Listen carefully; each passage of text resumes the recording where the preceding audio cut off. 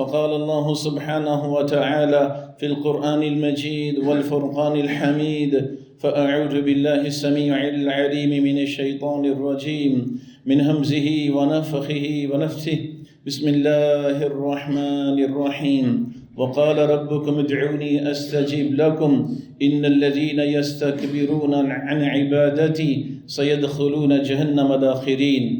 تمام قسم کی حمد و ثناء، کبریائی تعریفات، تعظیمات، عبادات، حاجات و مناجات اس اللہ سبحانہ و تعالیٰ کے لیے لائق و زیبا ہیں جو وحدہ لا شریک ہے، جس کا کوئی پارٹنر، کوئی ساجی، کوئی ہمسر نہ ہے۔ وہی تنہا اکیلا یکتا واحد پوری کائنات کا نظام چلانے والا ہے۔ بے شمار درود و سلام ہو نبی کریم رؤوف الرحیم صلی اللہ علیہ وسلم پر، جن کو اللہ سبحانہ و تعالیٰ نے دنیا والوں کے لیے بہترین رہبر و رہنما، قائد اعظم و امام اعظم بنا کے مبعوث فرمایا۔ سامعین محترم، اللہ سبحانہ و تعالیٰ کا احسان اور اللہ خالق و مالک کا فضل ہے کہ اللہ تعالیٰ نے اس بار ماہ رمضان میں ہمیں یہ 5واں جمعہ عطا کیا ہے جو ہم رمضان میں پڑھا رہے ہیں۔ اللہ خالق و مالک ہمیں توفیق دے کہ ہم اس دن کو بھرپور اچھے طریقے سے وصول کر سکیں۔ میں آج کی نشست و مجلس میں چند ایک دعائیں جو انبیاء و رسل نے اللہ تعالیٰ سے کی ہیں وہ گزارش کرنا چاہتا ہوں۔ ساری تو نہیں بیان کی جا سکتی اور نہ ہی تمام کے تمام انبیاء و رسل کی بیان کی جا سکتی ہیں ایک ہی نشست و مجلس میں، لیکن چند ایک سبق آموز دعائیں ہم انشاءاللہ سنیں گے اور سنائیں گے، اور اللہ سے پھر التجا کریں گے کہ اللہ تعالیٰ ہمیں بھی اپنی ان محبوب ترین برگزیدہ بندوں کی طرح اپنے آپ کو پکارنے کی توفیق عطا فرمائے۔ سب سے پہلے قرآن مجید میں اللہ تعالیٰ نے جو اس بات کا حکم دیا، وَقَالَ رَبُّكُمُ ادْعُونِي أَسْتَجِبْ لَكُمْ، اور تمہارا رب کہتا ہے مجھے پکارو، جو مانگو گے استجب لکم تمہیں دے دوں گا۔ اور جو لوگ نہیں پکارتے، إِنَّ الَّذِينَ يَسْتَكْبِرُونَ عَنْ عِبَادَتِي، جنہوں نے گمنڈ اور غرور تکبر میں آ کے میری عبادت سے منہ موڑا۔ یہ بات ذہن میں رکھیں، اللہ خالق و مالک کے سامنے دعائیں کرنا یہ اللہ کی عبادت ہے۔ ہم اللہ سے بیٹے مانگ رہے ہوتے ہیں، شفا مانگ رہے ہوتے ہیں، دولت مانگ رہے ہوتے ہیں، عزت منصب مانگ رہے ہوتے ہیں، اس کا مطلب یہ ہے کہ ہم اللہ کی بندگی کر رہے ہیں۔ اللہ فرماتا ہے مجھے پکارو، وَقَالَ رَبُّكُمُ ادْعُونِي، مجھے پکارو، دعا کرو، جو مانگو گے تمہیں دے دوں گا۔ اور اس کے بعد اللہ تعالیٰ نے متصل یہ فرمایا کہ إِنَّ الَّذِينَ يَسْتَكْبِرُونَ عَنْ عِبَادَتِي، جنہوں نے گمنڈ میں آ کے میری عبادت سے منہ موڑا، گویا کہ دعا نہ کی، سَيَدْخُلُونَ جَهَنَّمَ دَاخِرِينَ، ہم ان کو عنقریب ذلیل و خوار کر کے جہنم کے اندر پھینک دیں گے۔ اس آیت مبارکہ سے ہمیں کم از کم یہ سبق لے لینا چاہیے کہ ہم نے اللہ سے دعائیں مانگنا نہیں چھوڑنی۔ کتنی خواہ مرضی فراوانی ہو، وسائل کی، نعمتوں کی وہ انبار لگے ہوں، صحت و تندرستی ہو، دور دور تک ہمیں کوئی تکلیف نظر نہ آتی ہو، تو پھر بھی ہم نے اللہ تعالیٰ سے مانگتے ہی رہنا۔ لہٰذا سب سے پہلے جو اللہ خالق و مالک کو پکارنے کا، التجا کا، توبہ کا، استغفار کا، یو ٹرن کا، رجوع کا آغاز جنہوں نے کیا وہ ہمارے ہی والدین تھے، آدم علیہ السلام اور ہماری اماں حوا علیہ السلام۔ قرآن مجید میں اللہ تعالیٰ نے نقشہ کھینچا ہے، سورہ اعراف کی آیت نمبر 22 ہے۔ اللہ سبحانہ و تعالیٰ نے ان کو جب تخلیق فرمایا تو رہنے کے لیے ان کو جو مسکن دیا تھا، جو گھر دیا تھا، وہ جنت تھی۔ لاشعوری طور پہ ہمارے ماں باپ سے غلطی سرزد ہوئی، اللہ سبحانہ و تعالیٰ نے ان کو عارضی طور پہ جب دنیا کے اندر بھیجا تو پھر بے یار و مددگار نہیں چھوڑا۔ اللہ سبحانہ و تعالیٰ نے خود ان کے دل کے اندر، ان کے دلوں میں وہ الفاظ القاء کیے کہ ان الفاظ کے ساتھ مجھے پکارو، ربنا ظلمنا انفسنا وان لم تغفر لنا وترحمنا لنکونن من الخاسرین۔ لہٰذا اللہ سبحانہ و تعالیٰ سے معافی مانگنے کا انداز یہ ہونا چاہیے جو انداز اللہ تعالیٰ نے خود سکھلایا ہمارے ماں باپ کو۔ انداز یہ ہے کہ سب سے پہلے انہوں نے اپنے گناہوں کا اعتراف کیا، اپنے ظلم کا اقرار کیا، اصرار نہیں کیا، اقرار کیا، اظہار کیا، تسلیم کیا کہ ہم سے غلطی ہو گئی ہے۔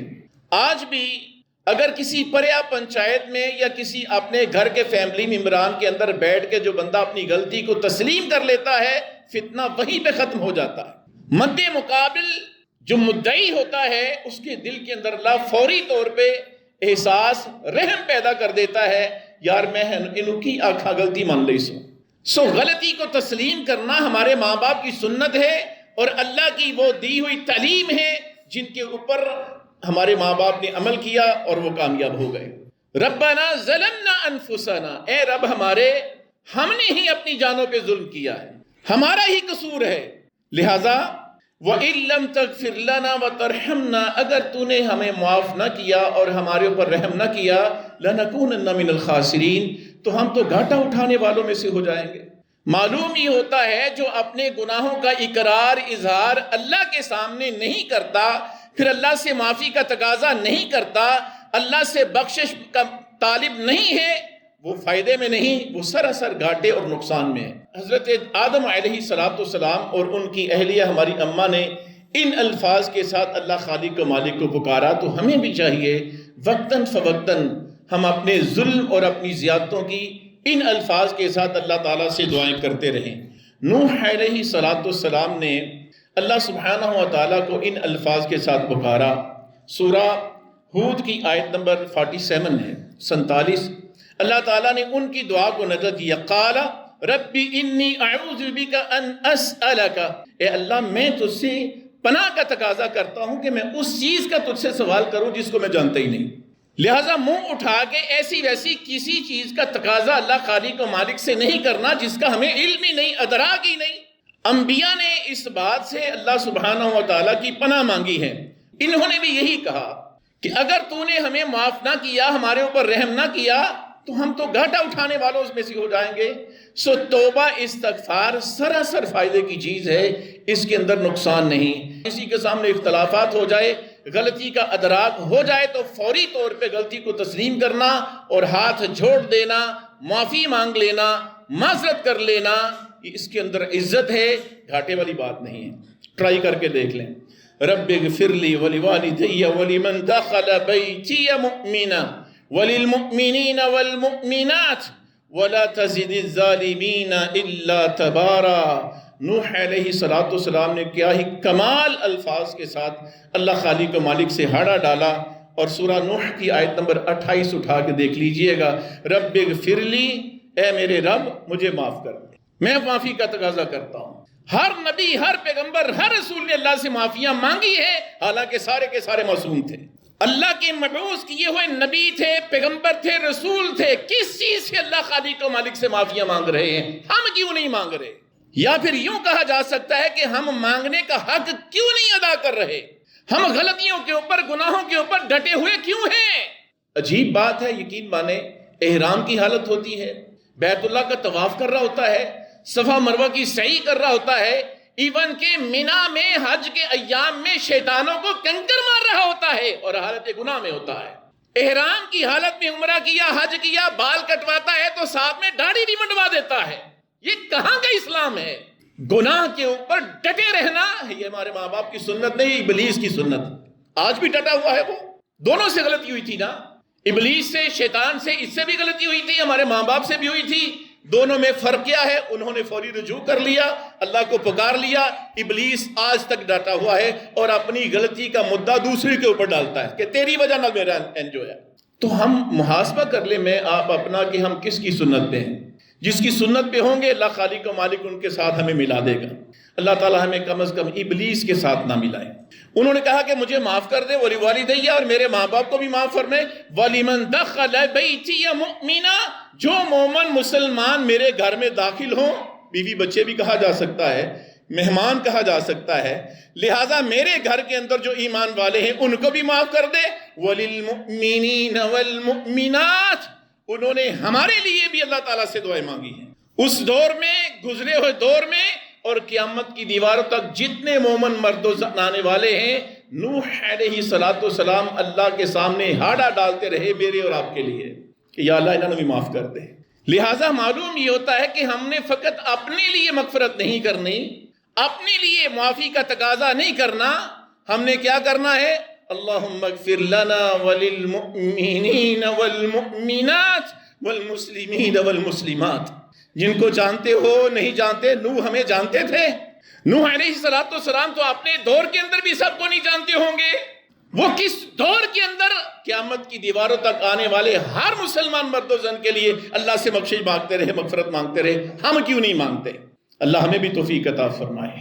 وَلَا تَزِدِ الظَّالِمِينَ إِلَّا تَبَارًا، ساتھ یہ بھی کہا کرتے تھے کہ یا اللہ نہ بڑھانا مگر ایسے لوگوں کی بربادی، ایسے لوگ جو ظالم ہیں ان کو بربادی میں بڑھانا۔ یہ اللہ خالق و مالک سے التجا کیا کرتے تھے۔ اور ابراہیم علیہ السلام کی تو بہت زیادہ ڈھیر ساری دعائیں ہیں، ان میں سے چند ایک میں بھی اللہ کی توفیق سے لے کے آیا ہوں۔ وَإِذْ قَالَ إِبْرَاهِيمُ رَبِّ اجْعَلْ هَذَا الْبَلَدَ آمِنًا وَاجْنُبْنِي وَبَنِيَّ أَن نَّعْبُدَ الْأَصْنَامَ، ترلا کیا کرتے تھے اللہ خالق و مالک سے کہ اے ہمارے رب، میں تیری بارگاہ میں ترلا کرتا ہوں، گزارش کرتا ہوں کہ اس مکہ معظمہ کو بلد الامین بنا دے، امن والا شہر بنا دے، اور ساتھ یہ بھی تیری بارگاہ میں ترلا کرتا ہوں کہ مجھے اور میری اولادوں کو بتوں کی پوجا سے بچانا۔ ہم تیرے علاوہ کسی کو داتا نہ کہیں، گنج بخش نہ کہیں، بگڑی بنانے والا تسلیم نہ کریں۔ ہم تیرے علاوہ کسی کو عالم الغیب، غوث اعظم، داتا، گنج بخش، غریب نواز، ڈوبی کو تارنے والا تسلیم نہ کرے۔ یہ دعائیں کیا کرتے تھے ابراہیم علیہ السلام۔ میں گزارش کر چکا ہوں نا کہ اللہ خالق کو دعا کرنا کیا ہے؟ عبادت ہے۔ تو جس کے سامنے دعا کی جائے، جس کو پکارا جائے، گویا کہ بندہ اس کی عبادت کر رہا ہے۔ آج کتنے لوگ ایسے ہیں جو سپیکروں میں صدائیں بلند کرتے ہیں، یا علی مشکل کشا مدد، یا داتا مدد، اور داتا سے مراد علی حجویری ہے رحمہ اللہ۔ بابا بلے شاہ کے دربار پہ بیر کے درخت کے نیچے چادر بچھا کے خواتین جو روڑا اور پتھر پھینکتی ہیں، بیر کے موسم میں وہ بیر گرا تو پتھر ہے، اگر پتا گرا تو تہی ہے۔ یہ کیا ہے؟ وہ بابا بلے شاہ کا دربار، اس کے اندر وہ بیر کا پیڑ تمہیں پتر دیتا ہے، تیاں دیتا ہے۔ ابراہیم علیہ السلام شرک سے اللہ کی پناہ مانگا کرتے تھے کہ میں تیرے علاوہ کسی کو نہ پکاروں، مجھے اور میری اولادوں کو بھی اے اللہ اس گواہ سے، اس بدبختی سے بچا کے رکھنا۔ ربنا انی اسکنت من ذریتی بواد غیر ذی زرع عند بیتک المحرم، کہتے ہیں کہ میں نے اپنی بے آباد، جہاں پر کوئی زراعت نہیں، کوئی بائی بیجی نہیں، کوئی کھیت کھلیان نہیں، اجاڑ بیابان ہے، اپنی اولادوں کو، اپنی نسلوں کو یہاں پہ چھوڑ کے جا رہا ہوں اس بے آباد آبادی میں۔ اس لیے دعا یہ کرتے تھے ربنا لیقیموا الصلاۃ، اس لیے میں تیری بارگاہ میں ترلا کرتا ہوں میرے خالق و مالک، میری اولاد کو نماز کا قائم کرنا والا بنا دے۔ کتنے لوگ ہیں جو آج رخصت ہو جائیں گے مساجد سے؟ کتنے لوگ ہیں جو صبح فجر کی نماز میں نہیں آئیں گے جو پورا مہینہ آتے رہے؟ اور کتنے ایسے بدبخت لوگ ہیں جو 11 مہینے مسجدوں کو کنڈ کر دیں گے۔ شرم آنی چاہیے مجھے۔ بین العبد و بین الکفر ترک الصلاۃ، بندہ مومن اور کافر کے درمیان جو حد فاصل ہے، جو تمیز ہے، جو پہچان ہے، وہ نماز ہے۔ لہذا جس کے پاس نماز ہے اس کے پاس پہچان ہے کہ یہ مسلمان ہے، جس کے پاس نماز ہے اس کے پاس پروف ہے کہ یہ مسلمان ہے، جس کے پاس نماز ہے پورا سال زندگی کی آخری سانس اس کے پاس برہان ہے کہ یہ ایمان والا ہے۔ جس کے پاس نماز نہیں اس کے پاس کم از کم مسلمان ہونے کا پروف نہیں۔ اللہ کے نبی کی اس حدیث کے مطابق میں کافر نہیں کہتا، نہ میں اتنے جوگا ہوں۔ اللہ کے نبی کا فرمان ہے، میں آپ اس کو تدبر کریں، اس کے اوپر غور و فکر کریں کہ رزق کیوں لیں ہم لوگ۔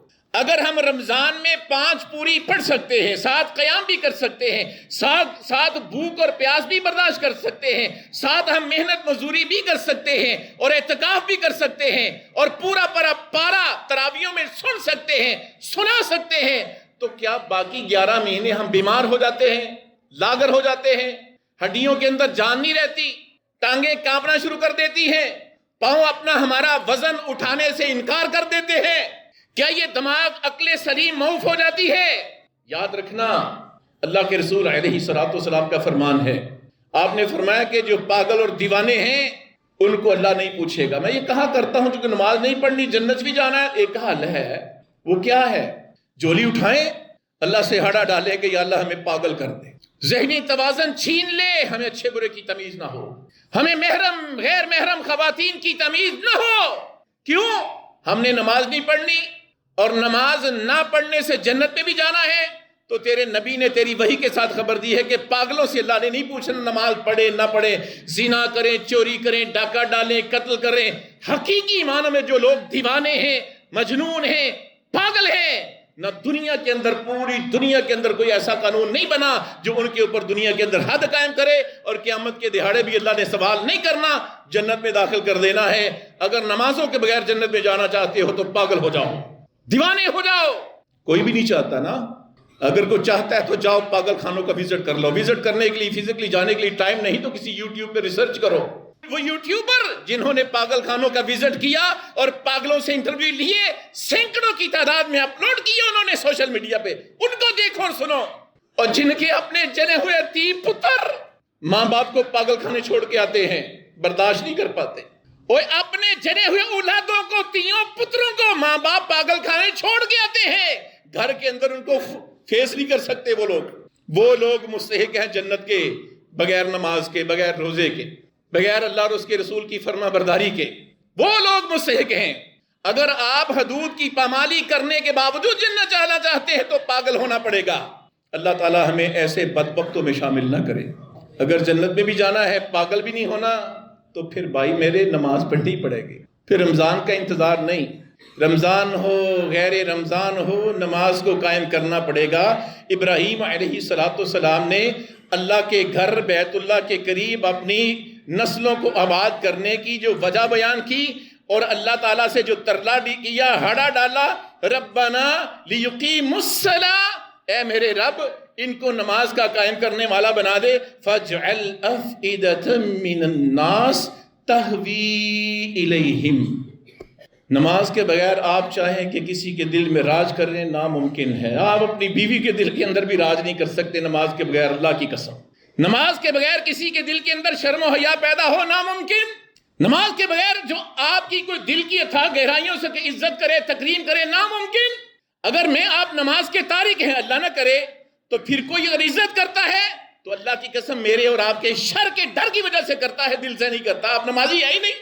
لہذا پہلے نماز کے قائم کرنے کی التجا ابراہیم علیہ السلام نے کی اپنی اولاد کے لیے، پھر اللہ سے کہا کہ یا اللہ ان کے لیے لوگوں کے دلوں میں پیار پیدا کر دے، محبت پیدا کر دے، تہوی الیہم، ان کی طرف گروہ در گروہ لوگوں کو بھیج، مکہ آباد ہو۔